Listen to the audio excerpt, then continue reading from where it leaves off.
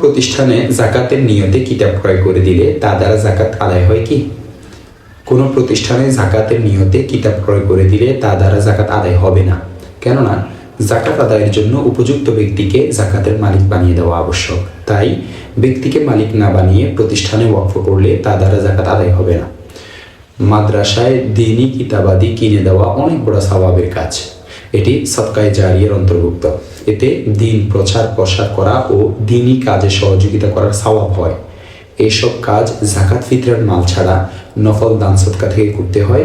সামর্থ্যবান মুসলমানদের উপর এসব দ্বীনি কাজে সহায়তা করা কর্তব্য।